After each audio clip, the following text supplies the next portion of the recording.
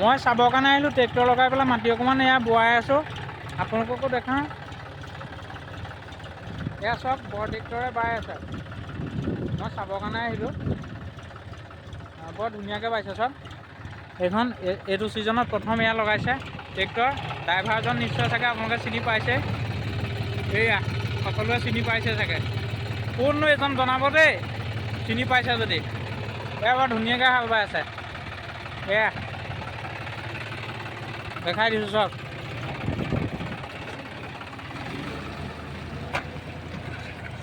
এইখন মাটিত এইবাৰ চাহ দুজোপামান লগাম বুলি ভাবিছোঁ, কেনেকুৱা হ'ব জনাবচোন।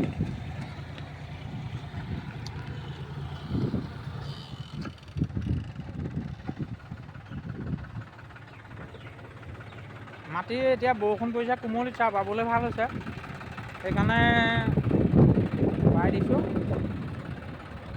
এইখন বাই এদাই হোৱাৰ পিছত আৰু এটা টিকা আছে, সেইটোত বামগৈ। ইয়াত এয়া বাই হ'লে আকৌ আমাৰ সিটো টিকা পাবগৈ লাগিব দেই। একেবাৰে মানে আজি আজৰি কৰি দিবা, মানে আকৌ কাইলৈ পৰহিলৈ আকৌ লগ নাপাবও পাৰোঁ যে। অঁ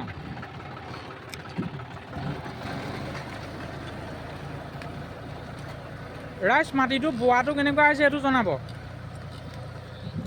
মানে এনেকৈ লুটিয়াই দিছোঁ, মানে মই নিজে ভালেই দেখিছোঁ বাৰু, আপোনালোকে কেনেকুৱা দেখিছে জনাব।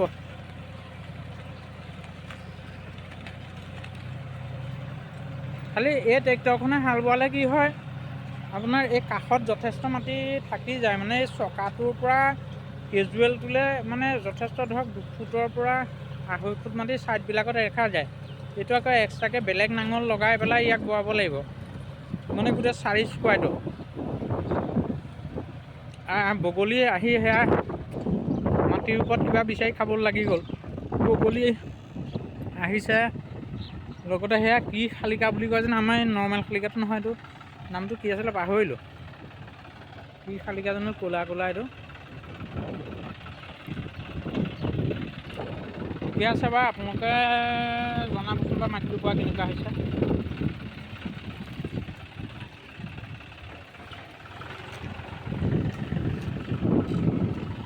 এয়া দেখাই দিলোঁ গোটেই মাটিখন এবাৰ আঁতৰৰ পৰা।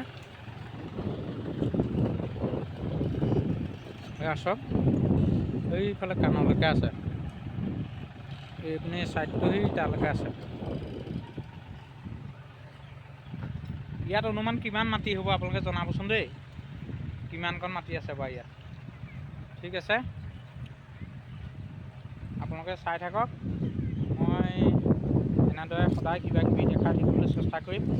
আশীৰ্বাদ কৰিব, সকলোৱে হাঁহি থাকক, ফূৰ্তি কৰি থাকক। আজিলৈ বাই বাই।